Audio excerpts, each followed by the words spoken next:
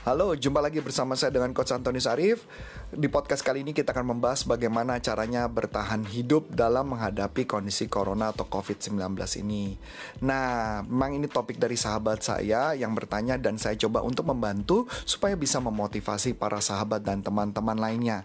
Saya cuma mau mengatakan begini bahwa topik ini bukanlah topik yang mudah, tetapi topik ini sangat menarik untuk semoga bisa membantu teman-teman. Dan mungkin rekamannya juga tidak terlalu bersih karena kebetulan audio saya sedang dipinjam oleh sahabat saya. Jadi saya tetap karena ingin membantu dan saya buat audio ini. Paling nggak semoga ini bisa mencerahkan buat Anda. Tapi sebelumnya kita simak yang berikut ini dulu.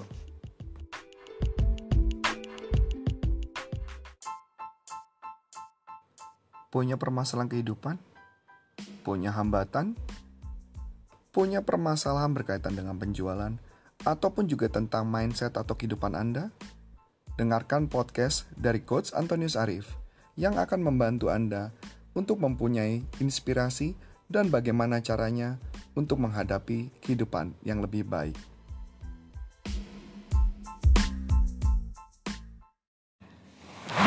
Halo, ya pagi ini saya mendapat satu buah topik yang menarik yang diminta oleh sahabat saya yang dia bertanya khususnya bagaimana untuk mengatasi masa COVID-19. Saya nggak bisa menjawab bahwa ini adalah teknik saya adalah teknik yang paling terbaik, tetapi ini yang saya lakukan kepada para alumni saya sih. Ketika mereka lagi di coaching atau mereka saya bimbing supaya mereka bisa keluar dengan selamat. Saya cuma kasih gambaran begini. Pada saat di masa ini kita tahu bahwa ini kelihatan kondisinya nggak mungkin sebentar. Kondisi ini bukan hanya cuma sebulan atau cuma 2 bulan. Ini kondisinya panjang. Memang corona COVID-nya akan selesai dengan cepat ya. Mungkin kurang lebih kita bisa bilang mengatakan anggaplah 1 bulan lagi akan selesai. Tapi kondisi ekonomi tidak langsung akan cepat pulih. Nah, apalagi saya menemukan kondisi bahwa sekarang kondisi bisnis saya pun mengalami shifting, perubahan bentuk, terjadi perubahan bentuk karena kondisi ini. Jadi saya cuma kasih gambaran apa yang harus kita lakukan.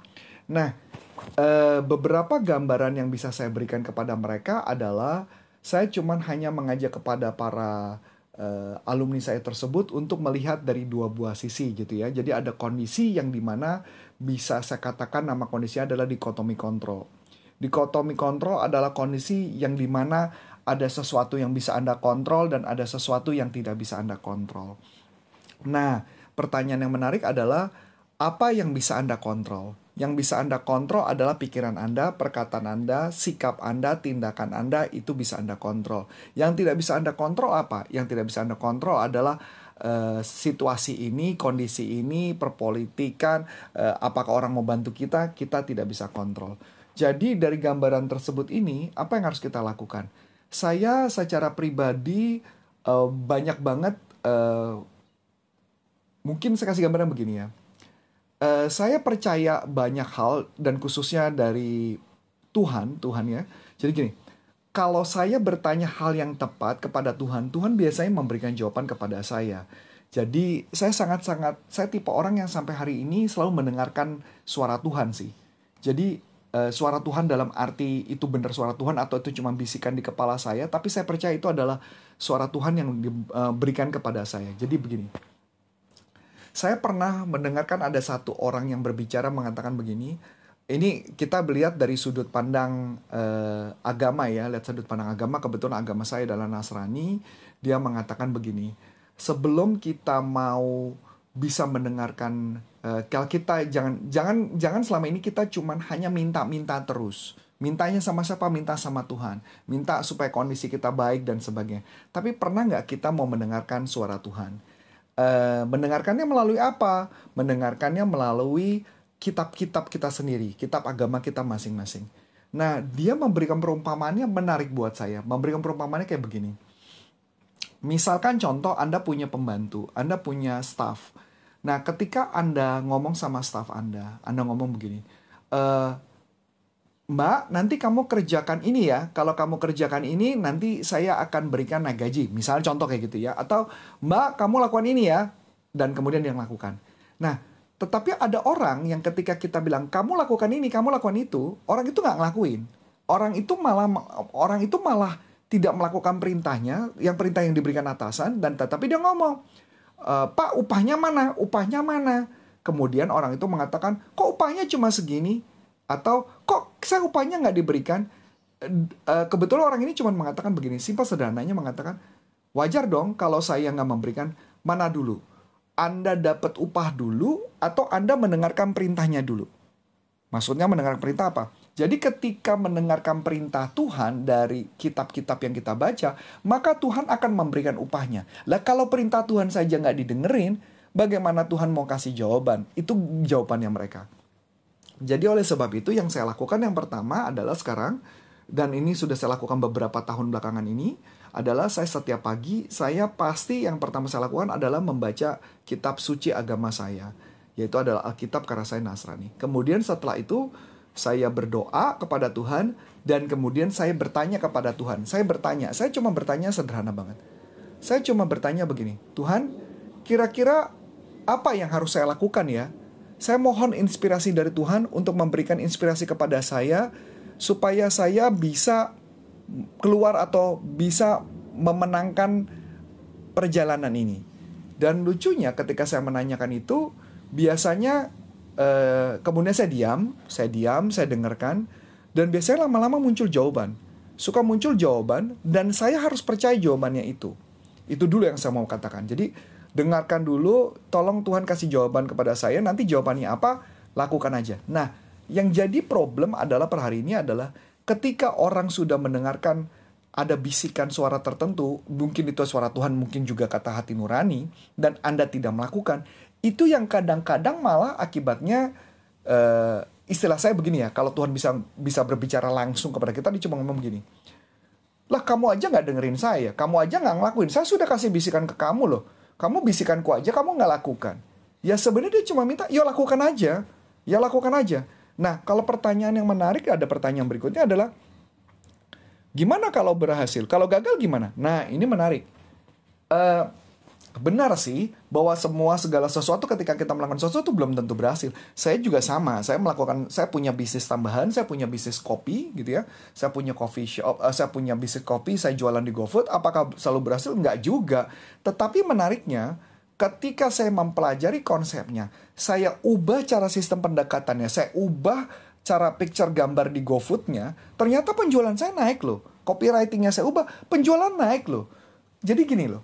Sebenarnya semua hal yang saya percaya, ketika Anda punya prinsip, Anda punya mau ngelakuin sesuatu, coba cari tahu apa yang menyebabkan kenapa belum berhasil.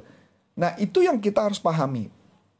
Saya senang banget ketika itu pernah bertemu dengan salah satu orang namanya Bu Mariko. Bu Mariko itu adalah pemilik perusahaan Jakarta, sebentar saya lupa nama perusahaannya apa, dia di Skyline Building. Itu dia pernah mengatakan begini. Dia keturunan Jepang dan Padang ya. Dia pernah mengatakan bahwa dia selama ini tidak pernah gagal dalam hidupnya. Saya bingung kok bisa dia mengatakan tidak pernah gagal dalam hidupnya. Saya tanya, bukankah saya pernah dengar bahwa Anda punya perusahaan di Bali dan kemudian perusahaan itu tutup? Bukankah itu gagal? Dia jawab, enggak, itu enggak gagal. Loh, kok enggak gagal? Iya, itu artinya saya belum maksimum untuk membuat bisnis itu maju. Oke, terus jadi jawabannya apa pembelajarannya? Dia bilang begini, yang membuat saya gagal, yang membuat saya tidak berhasil, bukan gagal, yang membuat saya belum berhasil adalah saya tidak menggunakan metode komunikasi yang tepat. Dia bilang begitu. Saya terus terang bingung, maksudnya komunikasi apa, saya tanya. Maksudnya komunikasi apa?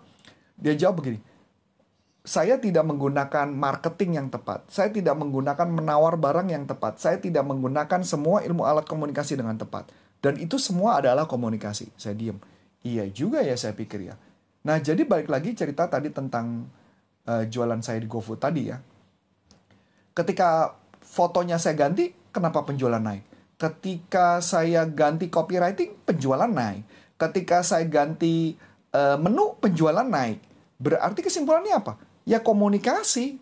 Jadi sebenarnya ketika kita melihat peluang, kita mohon kepada Tuhan, Tuhan ngasih inspirasi, ya kita lakukan. Ya belum tentu berhasil. Saya nggak bilang pasti berhasil, belum tentu. Tapi oleh sebab itu, yang saya lakukan adalah saya banyak belajar, mendengar, Dari semua media-media atau informasi di internet atau apapun, saya cari ilmunya. Karena buat saya ambil contoh. Anda mendengar podcast ini aja deh. Ini podcast ini adalah sebuah harta karun loh. Kalau Anda benar-benar mendengarkan dan mempraktekkan. Kalau cuma dengar doang ya nggak ada jadi apa-apa. Bahkan saya ambil contoh, saya banyak banget menemukan harta karun di podcast. Saya banyak banget mendapatkan harta karun di Facebook. Saya ambil contoh Facebook saya deh. Kok Facebook? YouTube, saya punya YouTube. Saya punya channel YouTube, saya punya lebih dari hampir 350 video tentang bagaimana cara penjualan dengan lebih baik. Dan itu berhasil tuh. Banyak orang yang terjadi peningkatan penjualan. Bahkan saya ambil contoh, di dalam masa kondisi ini pun saya punya training namanya Learn From Home. Dan training saya pun ada 94 peserta. Dan mereka mengatakan bahwa kehidupan mereka lebih naik tuh. Keberhasilannya terjadi. Kok ada peluang-peluang yang bakal terjadi? Ya saya nggak menjamin kalau ikut training saya akan terjadi peningkatan penjualan, belum tentu juga. Cuman paling nggak Anda harus coba untuk melakukan sesuatu. Ya memang betul ini masih panjang, tapi daripada kita, kalau Anda sampai Desember, apa yang Anda lakukan? Apakah duit Anda cukup sampai Desember? Bahkan saya ambil contoh ya, di kondisi ini aja, saya melakukan gambling, saya saya membeli beberapa komputer untuk melakukan video editing. Dan saya melakukan itu dengan nekat. Dan tahu apa yang terjadi? Ternyata ada peluang datang loh. Peluang datang, saya dapat peluang di masa-masa ini. Bahkan kayak tadi pun hari ini, saya baru saja bertelepon dengan salah satu pemilik perusahaan. Dan saya dikasih peluang untuk mengajar nanti di hari Jumat. Loh, ini menarik. Ini hari Selasa. Ini hari Selasa, Jumat udah mengajar. Kok bisa? Intinya adalah, tugas saya menciptakan peluang. Menciptakan peluang-peluang saja. Jadi tugas Anda apa yang harus lakukan? Coba lakukan di media sosial Anda promosi. Coba di Instagram. Coba cari tahu apa yang harus Anda lakukan. Belajarlah dengan YouTube, belajarlah di podcast, belajarlah di Google. Itu semua ada kok. Jadi kalau belum apa-apa Anda sudah berpikir, wah ini kayaknya saya pasti gagal. Ya udah pasti Anda sudah pasti gagal kok. Sudah pasti gagal kalau Anda bilang begitu.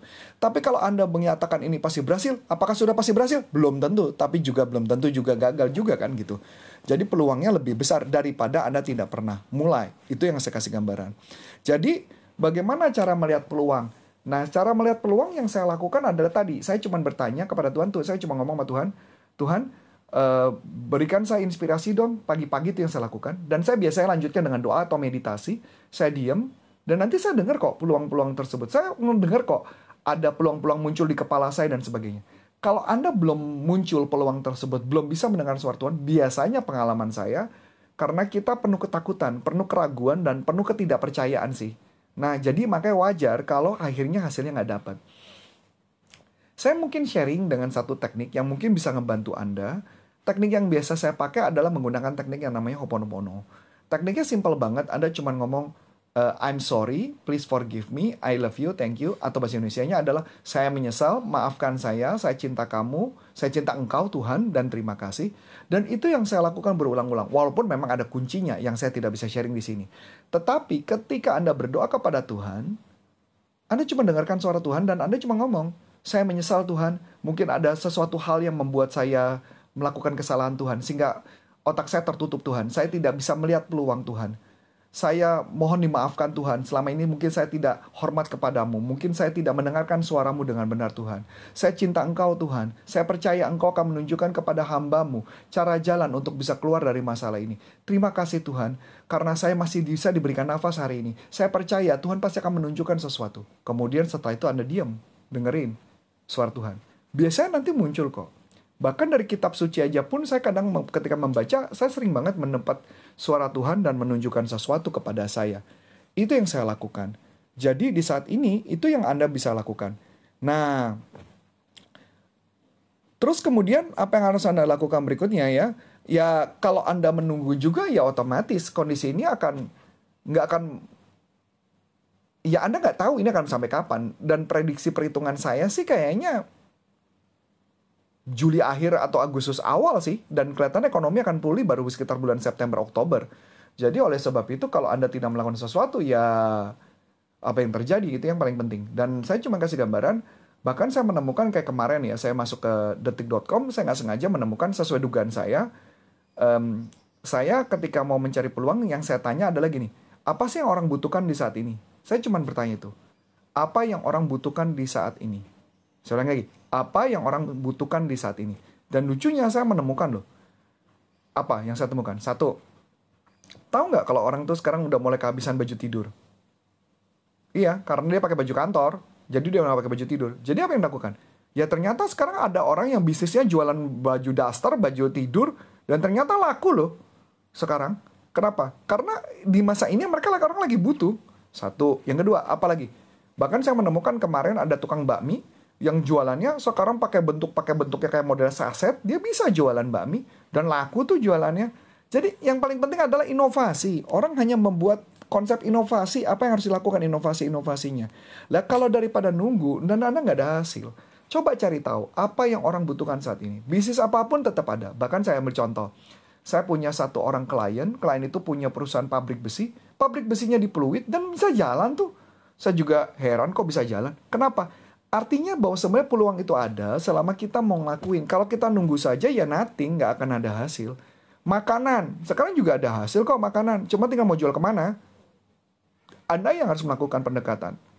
Sebagai informasi, berapa pengeluaran yang dan Anda mesti mikir, semua orang nggak ada duit. Nggak, percaya sama saya.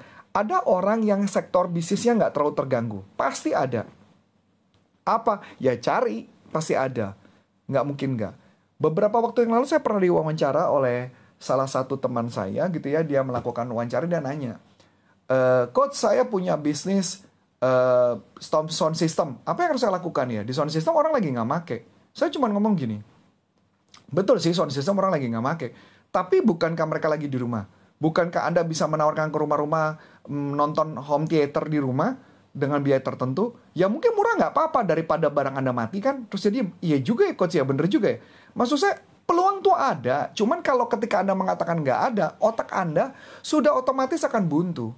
Tugas Anda cuma nanya, di saat ini orang lagi butuh apa ya? Apa yang harus saya lakukan dengan barang-barang saya? Apa yang harus saya lakukan sama bisnis saya? Semua cara pasti bisa. Anda harus mikirkan sesuatu.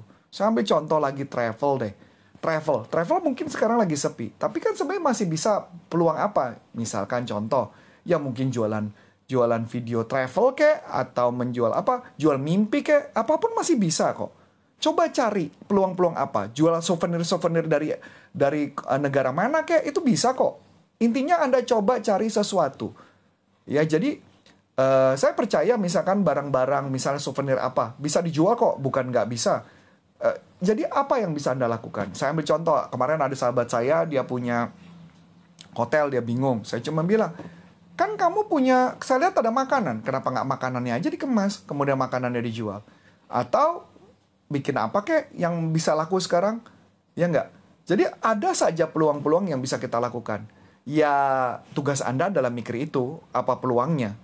Ya, jadi tugas Anda cuma hanya bertanya kepada Tuhan, Tuhan berikan saya inspirasi, dan kemudian apa yang orang butuhkan di saat ini. Kalau takut Anda duitnya habis, percaya sama saya, Anda lakukan aja dulu. Dan Anda nggak boleh ragu. Sekali Anda ragu, maka Anda gagal. Kalau Anda gagal, apa yang terjadi? Anda bukan gagal, tapi Anda bisa menjadi yang lebih baik. Pertanyaannya, emang uang Anda bisa buat berapa lama? 6 bulan? 1 tahun? Toh kalau mama ini proses masih panjang, bahkan saya lebih ngeri kemarin ketika saya sempat video conference dengan salah satu orang besar di Inggris, ngobrol sama kita, kasih tahu bahwa kondisi ini bisa saja kalau mama serum nggak ketemu, vaksin nggak ketemu, ini bisa sampai tahun 2021 loh katanya baru bisa berakhir. Wow, ini berarti panjang. Nah, berarti tugas Anda adalah coba pikirkan, jangan hanya dengan metode Anda, shifting, cari cara lain. Mungkin buat Anda yang pekerjaannya, misalkan pekerjaan Anda sementara apa, misalkan tukang bangunan atau apapun, coba cari apa yang Anda bisa bantu orang di saat ini. Di saat inilah Anda coba bantu, cari uang dari sana. Pasti ada cara. Ya, karena pasti banyak Anda peluang. Dan setahu saya juga pemerintah lagi bikin program prakerja kan, bukan berarti nggak ada cara untuk melakukan sesuatu. Coba cari, jangan Anda mengatakan, intinya gini, attitude kita dijaga, jangan marah-marah sama pemerintah. Jangan kita kesel sama Tuhan. Yang kita lakukan cuma satu. Tuhan pasti nggak akan ninggalin kita. Tapi yang bisa kita lakukan adalah kita tanya sama Tuhan. Ini semua kondisi ini terjadi. COVID ini terjadi. Ini atas kehendak Tuhan. Kalau Tuhan nggak berkehendak, pasti COVID ini nggak bakal terjadi. Karena ini atas kehendak Tuhan, maka apa yang harus kita lakukan? Kita harus serahkan kepada Tuhan dan kita harus percaya sama Tuhan. Tuhan akan tunjukkan caranya. Caranya gimana? Tanya sama Tuhan. Caranya, tanya sama Tuhan, Tuhan berikan inspirasi. Apa yang harus saya lakukan? Percaya saja. Maka saya yakin pasti perubahan akan terjadi. Itu saja mungkin yang bisa saya sharingkan. Saya tahu mungkin Anda akan mengatakan, enak aja kok cari ngomongnya mah. Gampang aja dia ngomong. Ya saya tahu, ini nggak mudah. Saya juga nggak mau ngomong bahwa ini mudah. Tapi bukan berarti bahwa ini nggak mungkin. Semua mungkin. Coba aja Anda percaya. Serahkan aja sama Tuhan. Ya, Anda tanya sama dia, pasti jawaban akan muncul. Itu aja yang mungkin saya bisa sharingkan kepada Anda. Dan semoga ini bisa menginspirasi Anda. Dan saya cuma mengatakan, tanya sama Tuhan, percaya sama Tuhan, pasti Tuhan akan tunjukkan. Rubah sikap kita, attitude kita, menjadi orang yang lebih menyenangkan, pasti jalan akan ada. Itu aja saya mau sharingkan. Ya, terima kasih. Sukses buat Anda.